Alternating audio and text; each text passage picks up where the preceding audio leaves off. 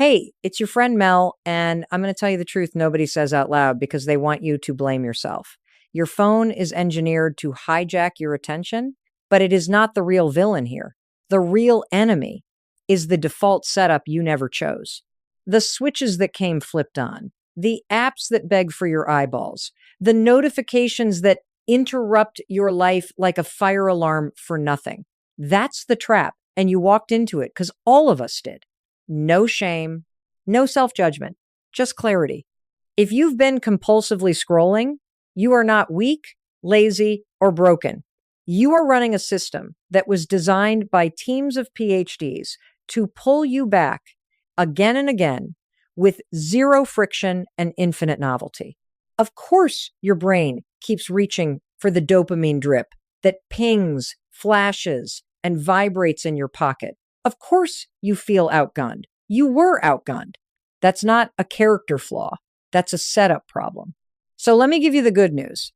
If a system got you into this, a better system can get you out. Read that again in your head. You don't need more willpower. You need a better system than the one your phone came with.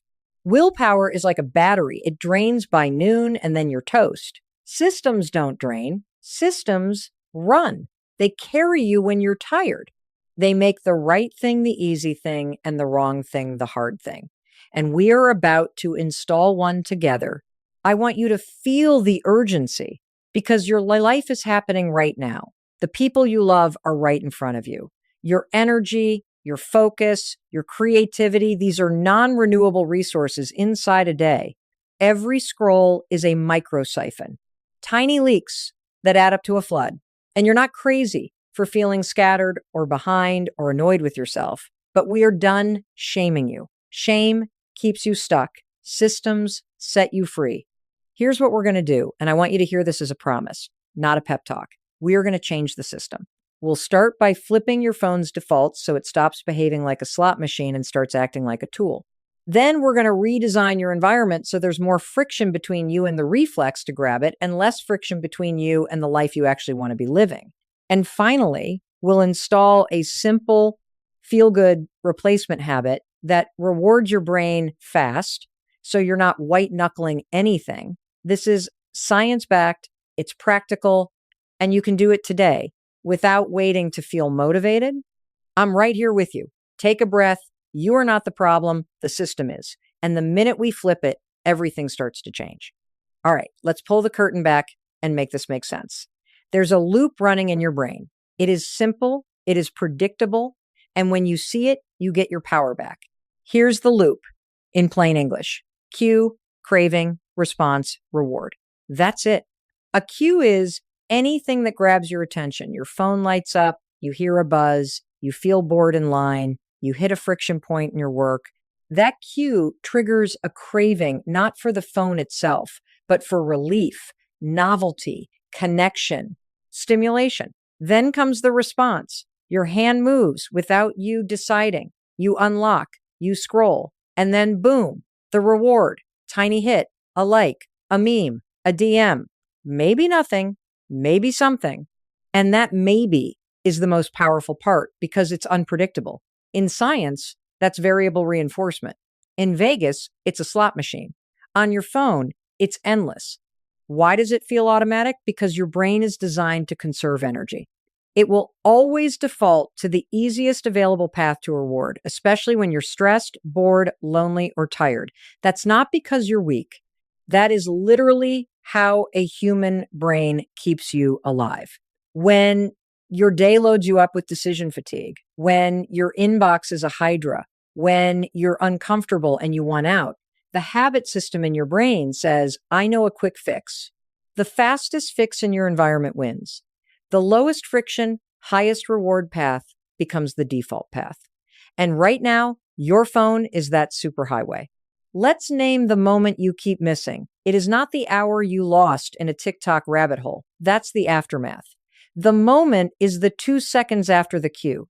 The itch, the little tug in your chest when the thought blips in. Check it. What if there's something? That's the craving phase.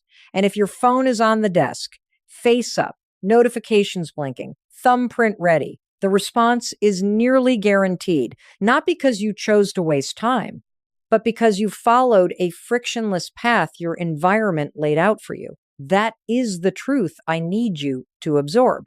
If the path is greased, you slide.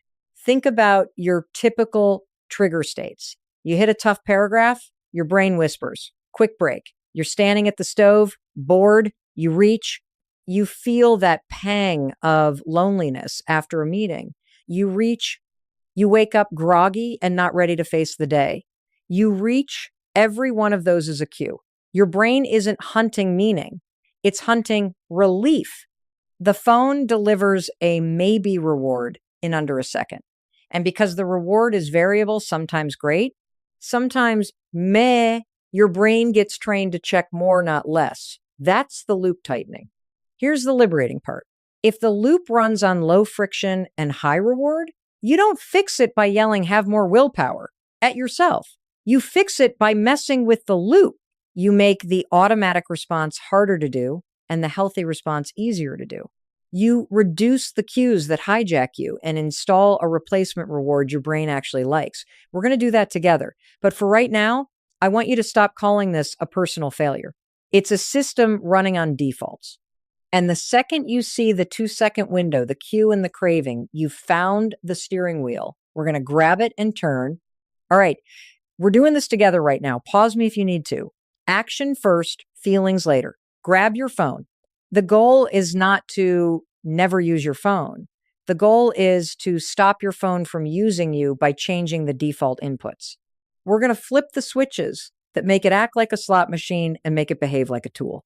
Step 1, notification triage, open settings, notifications. You and I are about to silence everything that isn't a real human or time critical. Social media, likes, follows, recommended for you, breaking news, retail deals, games, crypto price alerts off. Toggle badges off too. Those little red dots are panic buttons for your brain. Keep only calls, texts, and calendar. If you need work apps, fine. Allow the ones that are truly mission critical, not just in case. While you're here, change your lock screen previews to when unlocked, so your lock screen isn't a billboard for distraction. And if you're worried about missing family, put your favorites on allow during focus and let everything else wait. That's not being rude. That's being in charge.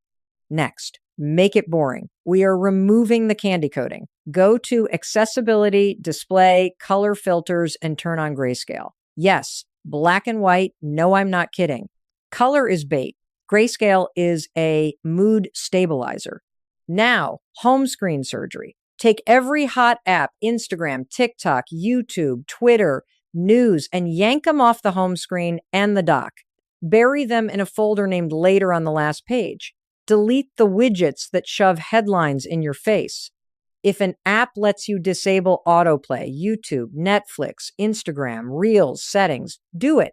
We are killing the infinite conveyor belt. If it keeps rolling, you keep scrolling.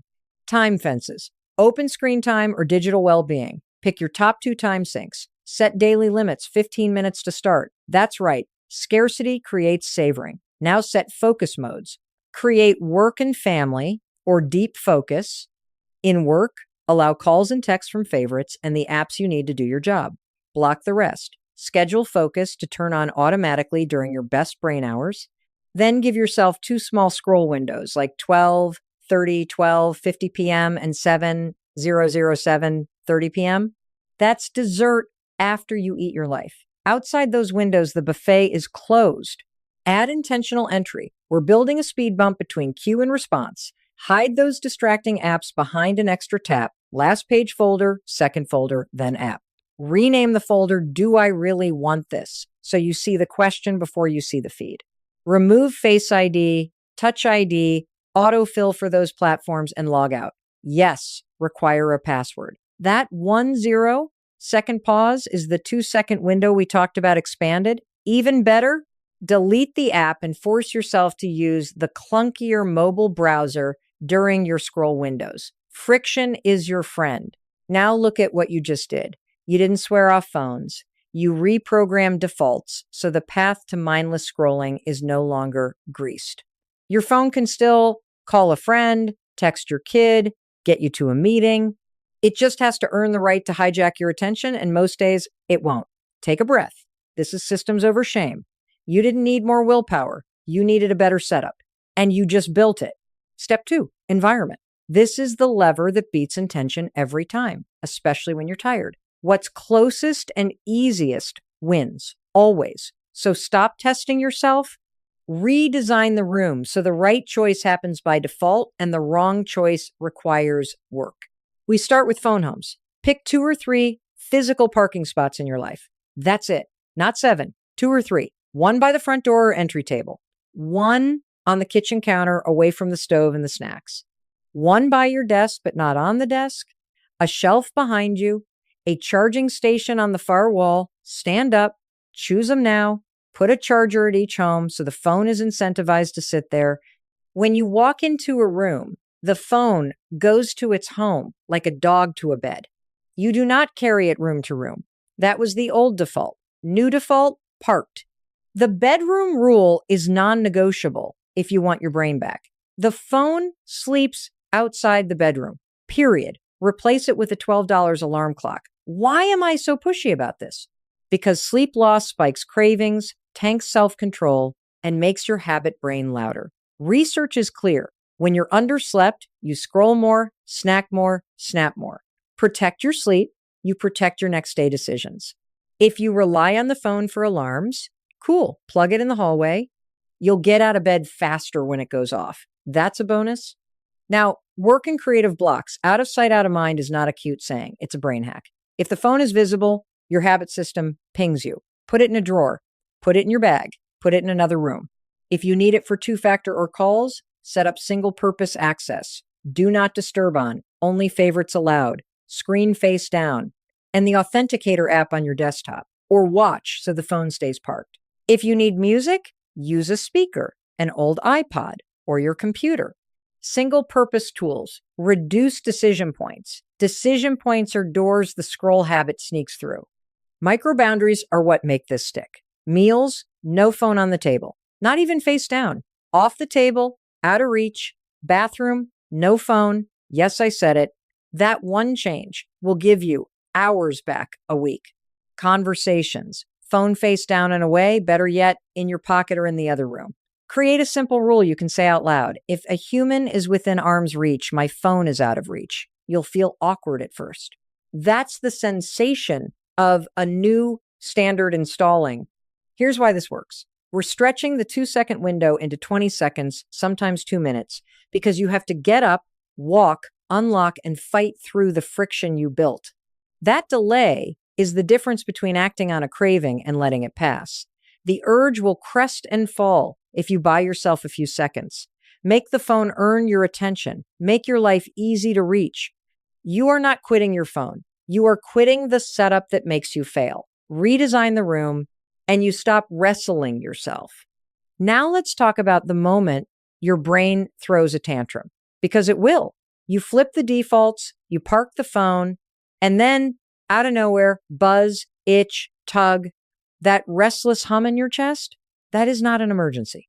That is your brain recalibrating to a new normal. When you remove easy dopamine, your nervous system protests. It's loud, not lethal. Say this with me. This is a recalibration, not a crisis. In that moment, I want you to get curious, not cruel. There are 3 primary drivers that yank your hand toward the phone: stress, boredom, and avoidance. That's the big 3. Stress, you're overwhelmed and want relief. Boredom, your brain wants novelty. Avoidance, you've hit a hard or unclear task and your mind is looking for an exit. Name it fast, even whisper it. Stress, boredom, avoidance, labeling turns the lights on. When you can see it, you can steer it. Here's your tiny interruption tool, the 1-0-second pause. Do it with me right now so it's in your body. Hand on the phone, stop, exhale slowly, feel your feet on the floor, drop your shoulders, ask out loud if you can, what am I actually needing? Not what do I want to look at? What am I needing? Relief, movement, clarity, connection, 10 seconds. That's it. You are training the space between cue and response. And in that space, you get your choice back. If it's stress, give your nervous system a quick release. 2 slow exhales, longer than your inhales. Unclench your jaw, roll your shoulders, sip water. If it's boredom, give your brain a micro novelty that isn't a feed.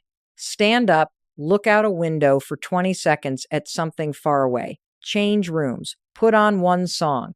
If it's avoidance, shrink the task. Set a 2-minute timer and do the first dumb, tiny step. Title the document, wash one dish, write one sentence. You're not forbidding yourself. You're feeding the real need. And if you slip, you will. That doesn't mean you start over. We don't do shame here. We do data. Ask 2 questions. What was the cue? Where was the phone? That's the fix. If the cue was a tough paragraph, move the phone farther and install a focus during writing. If the cue was the stove, move the charger to a cabinet across the room. If the cue was loneliness after a meeting, put a 5-minute call with a friend in your afternoon window so connection has a place to land. Adjust the system. Don't attack yourself. Remember the truth. That restless feeling isn't proof you need your phone.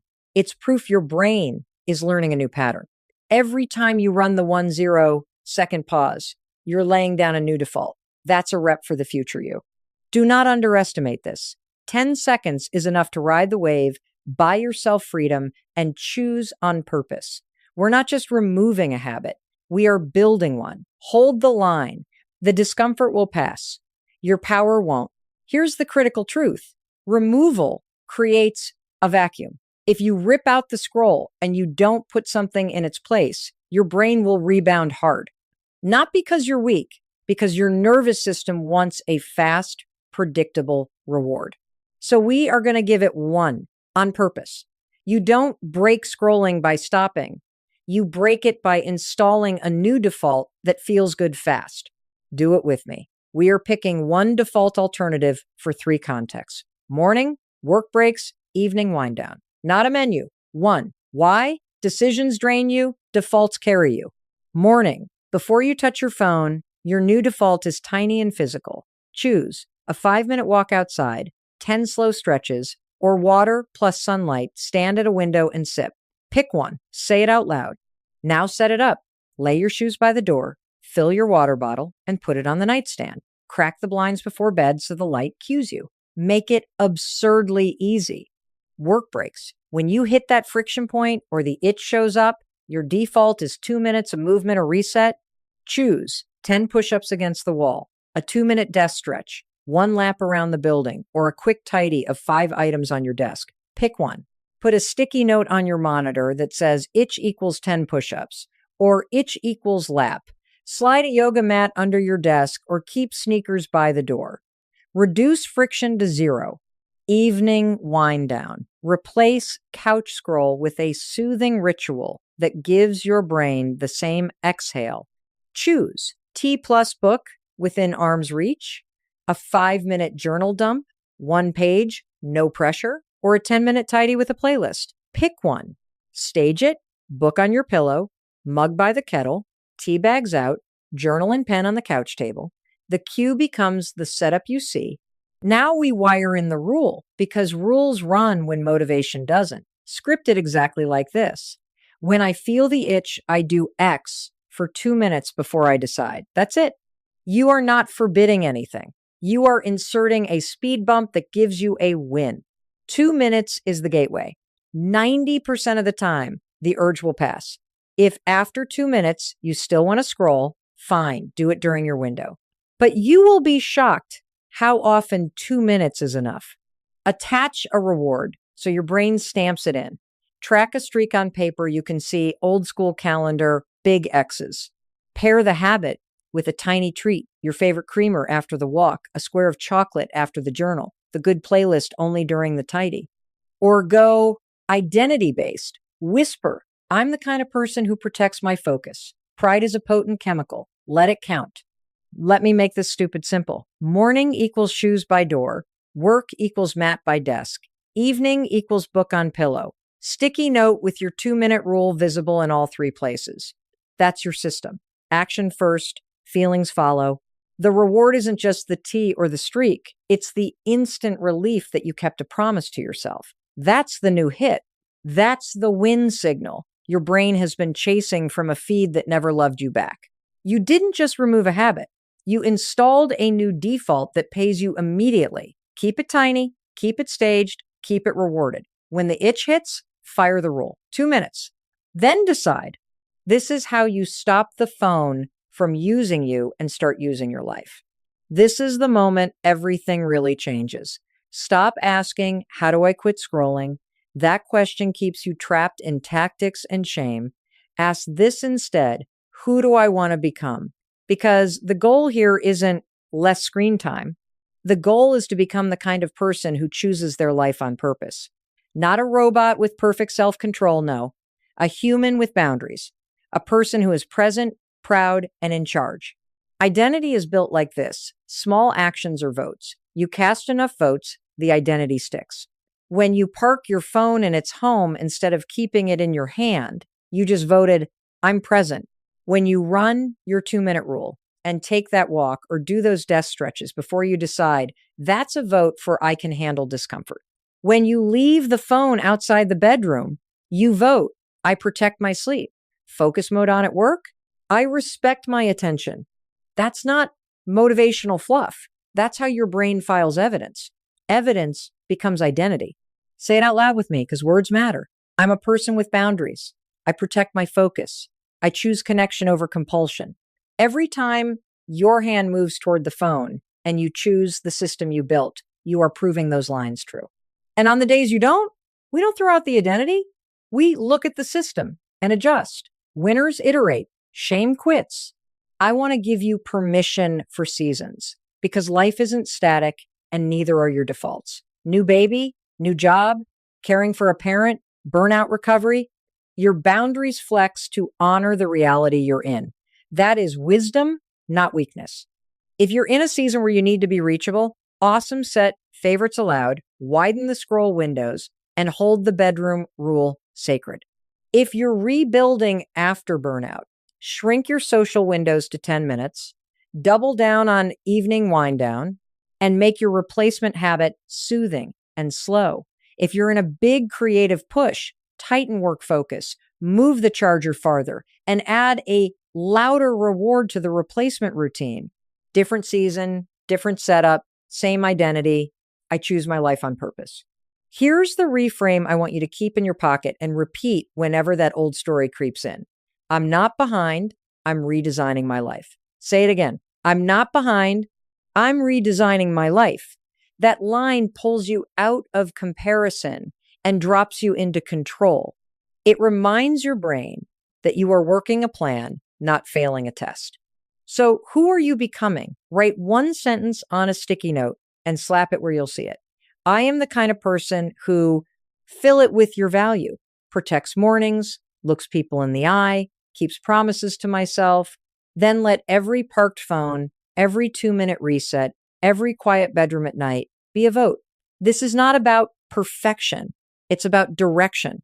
Identity leads, systems carry, habits confirm. And you're becoming the person who runs the day instead of being run by a feed. Okay, now we make this real. 7 days, layers, systems first, then habits, then identity. No perfectionism. Your only job this week is to make scrolling less automatic. That's the definition of success. Pick one metric to track so your brain sees progress, either total pickups, total screen time, or time to first pickup in the morning. Choose one. Write it on a sticky note. Take a baseline screenshot today. We're going to watch that number move. Day 1 is settings day. Do the flips you already learned, and only that. Notification triage, badges off, grayscale on, distracting apps off the home screen and out of the dock, autoplay killed, screen time limits set for the top 2 time sinks, and focus modes created with favorites allowed. End the day by scheduling your 2 scroll windows. That's it. Do not try to change your whole life today. We're laying track. Day 2 is environment day. Install 2 or 3 phone homes, drop chargers there, and start parking the phone the minute you enter a room. Put a phone dock behind you at work, not on your desk. Clear your table. Meals are human only. If a human is within arm's reach, your phone is out of reach. And build a social layer now. Tell one person the rule you're running this week: no phone at dinner or phone sleeps outside. Ask them to do it with you. Shared rules stick. Day 3 is the bedroom rule. The phone sleeps outside, period. Buy the $12 alarm clock, plug the charger in the hallway, and stage your wind down ritual. Book on the pillow, teabag by the kettle, journal on the couch. Set do not disturb with favorites so you can relax without the what if anxiety. Tonight, watch what better sleep does to your morning metric. Day 4 is the work block. Schedule 2 focus blocks during your best brain hours. Park the phone in a drawer or in another room. Put your 2-minute rule on a sticky note at eye level. Itch equals lap around the building, or itch equals 10 desk stretches. Turn on music from your computer or speaker so the phone stays parked. Keep your scroll windows. Dessert belongs after you eat your life. Day 5 is the replacement habit install. Choose one default for morning, one for work itch, one for evening, and stage the cues. Shoes by door, map by desk, book on pillow. The rule is simple. When I feel the itch, I do my 2-minute reset before I decide. Track a streak on paper you see. Reward it with something tiny you enjoy. Pride counts. Day 6 is the trigger audit. For one day, every time you slip or feel the tug, write 2 things. What was the cue? Where was the phone? Then fix the setup, not yourself. Move a charger. Add a focus. Shift a phone home. You're engineering away the trapdoors. Look at your metric. Is it trending less automatic? That's a win. Day 7 is review and adjust. What worked gets locked in for another week. What didn't gets redesigned. If mornings are still rough, push your first scroll window later, prep the night before, and make the morning replacement habit even smaller. Tight creative season, shorten windows. Need to be reachable? Keep favorites allowed and protect the bedroom rule. Refresh your social layer. Text a friend. Set a shared no phone dinner. Or put the rule on the fridge so your family knows the game you're playing. Recovery protocol, always in effect. If you binge scroll, you do not spiral. You stop, stand up, park the phone in its home, flip, focus back on, and run a 2-minute reset. Same day, same hour. We don't wait for Monday. We don't start over. We resume. That's how consistency beats extremes. 1 week, systems installed, habits staged, identity confirmed by the tiny votes you've been casting. Keep going. Your life is getting louder than the feed. All right, take a breath with me, because this is the part where we lock it in. You have everything you need. You are not broken. The defaults were, and you just proved that when you change the system, you change the behavior. Let me put the whole playbook in one clean line so your brain can carry it. Flip your phone's defaults, redesign your environment, install a replacement habit. That's the system. 3 moves, repeatable, boring on purpose, and insanely effective. Hear the deeper win, because this is not about a prettier screen time chart. This is about presence. This is about real sleep. This is about a calmer nervous system that doesn't jerk you around all day. This is about walking into rooms and choosing what matters on purpose. And it's about the confidence that comes from keeping small promises to yourself. That confidence, that's your new fuel. When you prove you can rewire one pattern, your brain starts handing you the keys to every room you thought was locked. Now I'm going to be your friend and your coach in the same breath. When this ends, don't think about it. Do it. One setting change right now. Turn off badges or kill autoplay. Then choose one phone home and put a charger there. Kitchen counter, entry table, shelf behind your desk, park it and walk away. 10 seconds. That's all. Action first, feelings follow. If you're already in motion, add one more. Move the phone out of the bedroom tonight and put a book on your pillow. You will feel the difference by morning. You are not doing this alone. I'm right here with you. And there are millions of us resetting these defaults together. But let's be real. You do not get your time back. The feed is not going to apologize and return your Tuesday. So you protect it. You set up your life so your phone can't win by default. That's the line. Put it in your head and leave it there. Here's your final checklist to kick this into gear. Flip one switch. Place one phone home. Say your 2-minute rule out loud. Text one person and tell them the rule you're running this week. Phone sleeps outside. No phone at dinner. Itch equals lap. Then go live your life in the space you just made. I love you and I believe in you. Your life is waiting. And it got louder the second you took your power back. Make the phone earn its place in it. Go.